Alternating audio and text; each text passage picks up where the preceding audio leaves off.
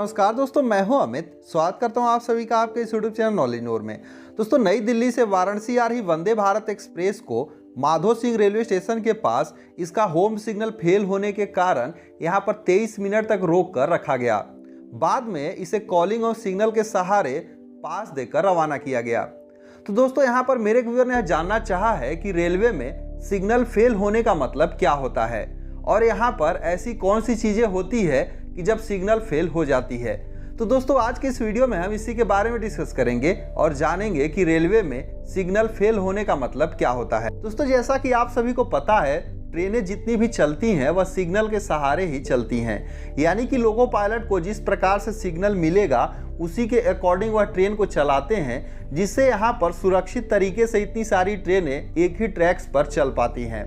तो अगर loco pilot को प्रॉपर जानकारी सिग्नल के थ्रू नहीं मिलेगी तो कोई भी हादसा हो सकता है। तो दोस्तों, सिग्नल फेल होने का मतलब होता है कि अगर किसी सिग्नल से वो प्रॉपर जानकारी लोको पायलट तक नहीं पहुंच पा रही है जो कि स्टेशन मास्टर देना चाहते हैं, तो ऐसी स्थिति को रेलवे में सिग्नल फेल होना कहते हैं। मतलब कि अगर किसी लोको पायलट मास्टर के द्वारा ग्रीन सिग्नल दी जा रही है और लोको पायलट तक वह ग्रीन सिग्नल नहीं पहुंच पा रही है, तो ऐसी स्थिति में उसे सिग्नल का फेल होना माना जाएगा।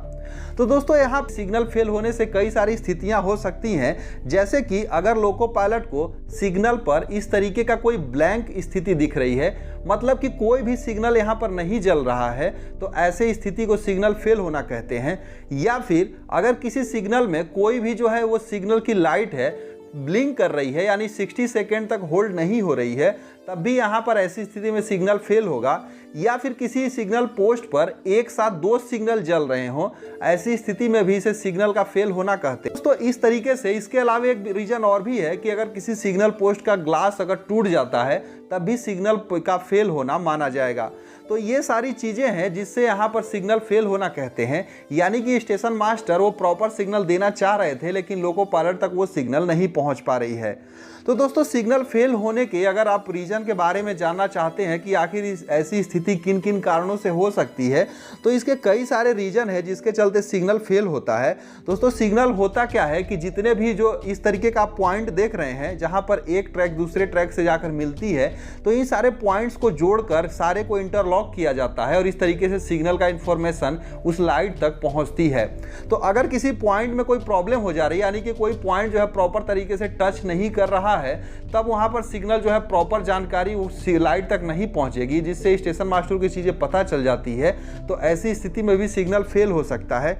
या फिर कभी भी होता क्या है कि जो आप बैटरी रूम इस तरीके से का देख रहे हैं, यहां से पावर सप्लाई कंटिन्यू जाते रहे पर प्रॉपर जो है पावर सप्लाई नहीं पहुंच रही है, तब भी ये सिग्नल जो है पूरे अच्छे तरीके से काम नहीं करेंगे। दोस्तों, इसके अलावा होता क्या है कि यहाँ पर ये जो रूम होता है इसे पूरी तरह से कूल करके रखा जाता है, या फिर जब ज़्यादा हीटिंग या गर्मी होती है तब भी ये जो है फंक्शन रिले वगैरह पूरी तरीके से काम नहीं करेंगे, जिससे भी यहाँ पर सिग्नल फेल हो सकता है। या फिर कोई भी अगर इलेक्ट्रॉनिक्स पार्ट खराब हो जाते हैं तब भी यहाँ पर सिग्नल वगैरह फेल हो सकता है।